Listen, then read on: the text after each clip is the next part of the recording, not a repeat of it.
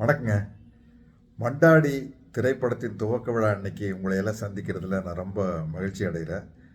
இந்த படத்தோட கதை சொல்கிறதுக்காக டைரக்டர் மதிமாறன் வீட்டுக்கு வந்தார். வந்து கதை சொல்கிறதுக்கு முன்னாடி இது என்ன மாதிரி படம் அப்படின்னு ஒரு மேக்கிங் வீடியோ வச்சுருந்தார். அதை லேப்டாப்பில் காட்டணுன்னு பிரமிச்சு போயிட்டேன். இப்படி ஒரு சமாச்சாரம் தமிழ்நாட்டுக்குள்ளே ஒரு படகு பந்தயம், இந்த மாதிரி ஒரு படகு பந்தயம் எங்கே நடக்குது, நம்ம கேள்விப்பட்டதும் இல்லை பார்த்ததும் இல்லையேன்னு கேட்டேன். இது ராமேஸ்வரம் ஏரியாவில் ஒரு 100 கிலோமீட்டர்ஸ்குள்ளே இருக்கிற ஒரு பகுதியில் நடக்குதுன்னு காட்டினார். அப்புறம் எனக்கு என்ன மனசுக்கு ஓடினா, இது எப்படி இவங்க எடுப்பாங்க? அதை எடுத்துகிட்டு வந்திருக்காங்க ஒரிஜினல் ரேஸை.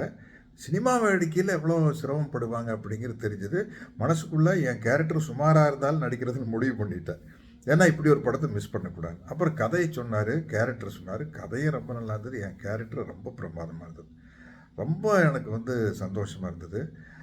அப்புறம் இதை போய் ஒரு ஒரு ரிசர்ச் பண்ணி சொல்கிறார் டைரக்டர் மதிமாறன். அதுதான் முக்கியம். ஏன்னா மேலோட்டமாக ஒரு கதையை சொல்லி பிரயோஜனம் இல்லை, ரொம்ப ஆழமாக இறங்கியிருக்கார்.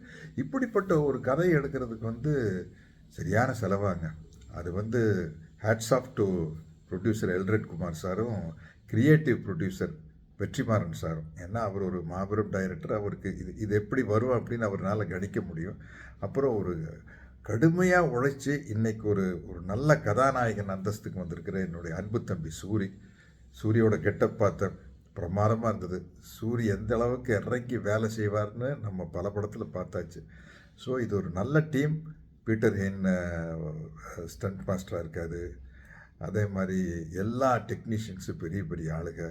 இந்த படத்தில் நடிக்கிறதுக்காகவும் இந்த படத்தினுடைய ரிலீஸுக்காகவும் நான் ஒரு சராசரி சினிமா ரசிகனாக அவரோடு காத்து கொண்டிருக்கிறேன்.